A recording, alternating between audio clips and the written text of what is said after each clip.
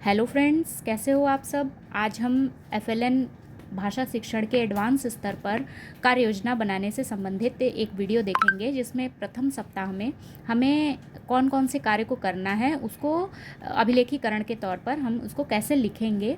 तो इसमें सबसे पहले मैंने शेड्यूल ले लिया है, जिसमें प्रथम सप्ताह विषय भाषा होगी। कक्षा 4 और 5 के लिए एक साथ प्रस्तुत कर रही हूँ। समय 1 घंटा प्रतिदिन हमें एफएलएन के भाषा शिक्षण के लिए देना है बच्चों पर। इसका लक्ष्य होगा कहानी, विषय, घटना, चित्र, पात्र और शीर्षक पर बच्चे बातचीत कर सकें। घर की भाषा के साथ साथ विद्यालय की भाषा में तर्क वितर्क भी कर सकें। इसके लिए सीखने सिखाने की सामग्री भाषा निर्देशिका होगी, कहानी हिंदी की पुस्तक होगी और विभाग द्वारा प्रदत्त सारे चित्र, चार्ट, कहानी, कविता, चार्ट इत्यादि सारी चीज़ें होंगी। तो इस सप्ताह में 2 कविताएं दी हुई हैं, जिसमें पहली कविता है, बंदर डाल पे बैठा है, क्या बंदर तू भूखा है, मेरे पास आ रोटी खा, पानी पी, बंदर कूद कूद कूद। इसे बच्चों को हाव भाव से सुनाना है। फिर दूसरी बंदर पे ही कविता है, बंदर मामा पहन पैजामा, पैर में उनके बढ़िया बूट, जब से आला गले में डाला, साइन बोर्ड अपना लगवाया, डॉक्टर बंदर नाम लिखवाया, बंदर मामा पहन पैजामा। तो ये 2 कविताएं हैं प्रथम सप्ताह में जिसे हमें करना है, और उसका शेड्यूल क्या होगा ये मैं आगे बताऊंगी।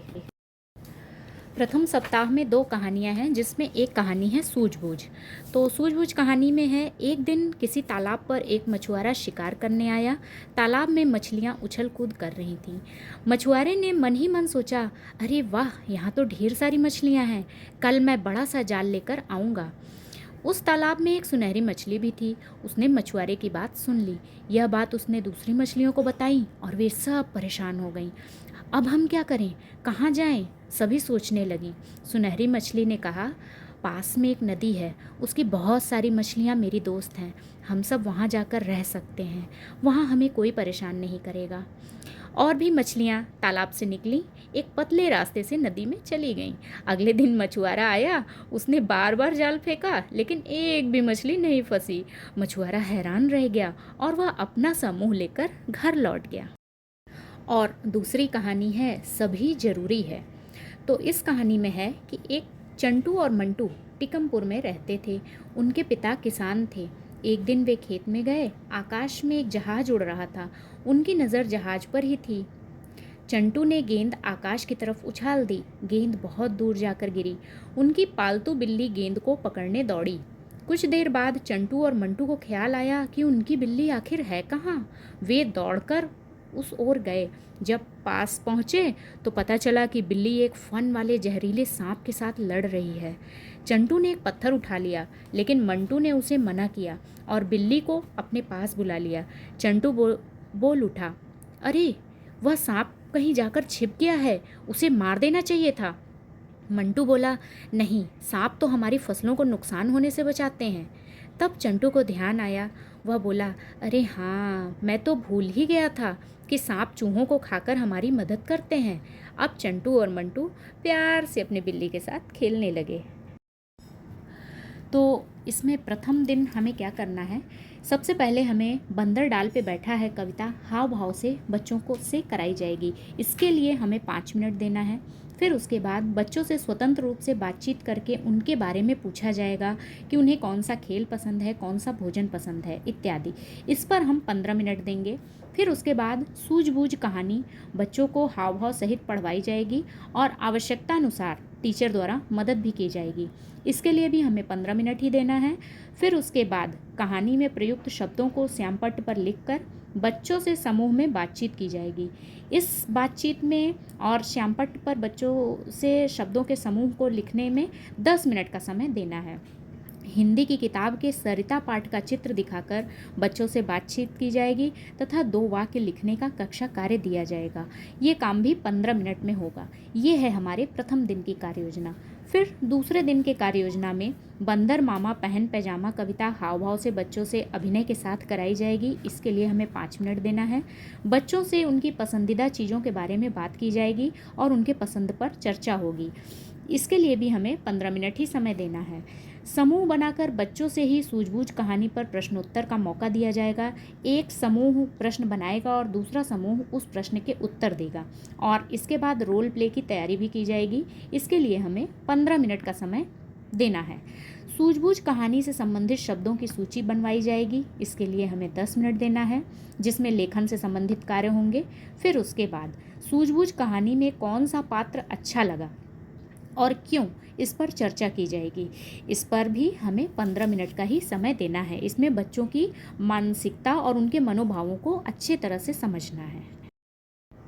तीसरे दिन की कार्य योजना में बच्चों को पूर्व में गाई गई कविता, चाहे बंदर डाल पे बैठा है या बंदर मामा पहन पजामा, जो भी कविता बच्चों को पसंद हो उसे हाव भाव के साथ करने के लिए प्रेरित किया जाएगा। इसके लिए हमें 5 मिनट देना है। फिर बच्चों से पूछा जाएगा कि बच्चों ने आज स्कूल आते समय क्या क्या देखा। ये बातचीत के क्रम में हम करेंगे और इसके लिए हमें 15 मिनट का समय प्रतिदिन देना है। सूझबूझ कहानी पर तैयार रोल प्ले जो हम लोगों ने दूसरे दिन पे ही कराया था, उसको प्रस्तुत कराया जाएगा और फीडबैक भी अध्यापक द्वारा दिया जाएगा। इसके लिए हमें 15 मिनट का समय देना है। फिर उसके बाद बच्चों को मनपसंद विषय या टॉपिक पर सोचकर 1 मिनट बोलने की गतिविधि कराई जाएगी।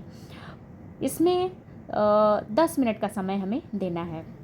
फिर उसके बाद बच्चों के पसंदीदा विषय खेल पर बातचीत करते हुए खेलते समय किन किन बातों का ध्यान रखना चाहिए, इस पर चर्चा की जाएगी। इसके लिए भी हमें 15 मिनट का समय देना है।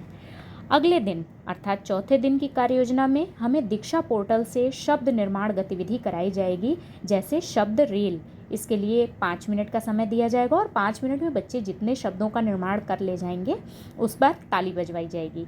फिर उसके बाद हमारे लिए क्या क्या ज़रूरी है और क्यों, इस पर बच्चों से बातचीत की जाएगी। ये इसके लिए भी 15 मिनट का समय निर्धारित है विभाग द्वारा। सभी ज़रूरी है कहानी पर चर्चा की जाएगी और बच्चों को अंदाज़ा लगाकर बोलने को कहा जाएगा कि इसमें क्या ज़रूरी हो सकता है। 15 मिनट में इस काम को हम करेंगे। फिर उसके बाद बच्चों के सामान्य ज्ञान के स्तर से संबंधित बाजार में मिलने वाली वस्तुओं की सूची बनाने और शब्दों से वाक्य बनाने का कक्षा कार्य कराया जाएगा। इसके लिए हमें 10 मिनट देना है। फिर उसके बाद मेला विषय पर चर्चा किया जाएगा। बोले गए वाक्य को कापी पर लिखने का कार्य दिया जाएगा और वाक्यों को क्रम में सजाने और कक्षा कार्य कराया जाएगा। इसके लिए भी हमें 15 मिनट का समय निर्धारित किया गया है, जिसको हमें 15 मिनट में काम को करना होगा। फिर 5वें दिन की कार्य योजना में हमें बच्चों के साथ मिलकर मेढक कूद की गतिविधि करनी है, जिसके लिए हमें 5 मिनट का समय दिया गया है। फिर सरिता पाठ के चित्र पर पुनः चर्चा की जाएगी और बच्चों को बोलने का अवसर दिया जाएगा, जैसे चित्र में क्या क्या दिखाई पड़ रहा है, क्या क्या प्राकृतिक चीज़ें हैं, भगवान ने कौन कौन सी चीज़ें बनाई हैं और इसमें इसी से संबंधित चिड़िया, नदी, नाव इत्यादि पर चर्चा किया जाएगा। इसके लिए हमें 15 मिनट का समय दिया गया है।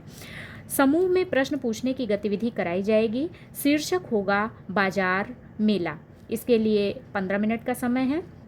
सूझबूझ और सभी जरूरी है कहानी में अपरिचित शब्द ढूंढकर निकालने का कार्य कराया जाएगा। इसके लिए हमने 10 मिनट का समय लिया है।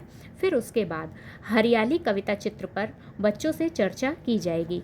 हरियाली कविता चित्र आप अपने हिसाब से भी कोई और चित्र कविता चित्र ले सकते हैं, क्योंकि मैंने हरियाली कविता चित्र पर बच्चों से चर्चा कराई थी और मैंने अभिलेखीकरण में भी इसी को लिखा है। फिर उसके बाद अगले दिन की कार्य योजना अर्थात 6वें दिन की कार्य योजना, बच्चों से सप्ताह भर में कराए गए कार्यों की पुनरावृत्ति, रोल प्ले, कविता, कहानी, इस पर चर्चा किया जाएगा और जो शब्दों पर पुराने चर्चा किया है हमने पूरे सप्ताह में, उसके दोहराव का भी कार्य किया जाएगा। अंत में सूझबूझ कहानी को अपनी भाषा में लिखने तथा मछलियों के चित्र बनाने का गृह कार्य दिया जाएगा।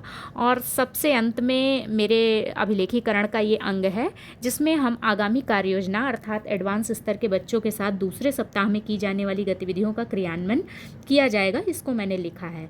तो कैसी लगी मेरी ये पूरे सप्ताह की कार्य योजना, और आप इसको कमेंट करके बताइएगा। अगले वीडियो में मैं एडवांस स्तर के शिक्षण योजना या कार्य योजना के 2य सप्ताह की कार्य योजना को प्रस्तुत करूंगी। Thanks for watching.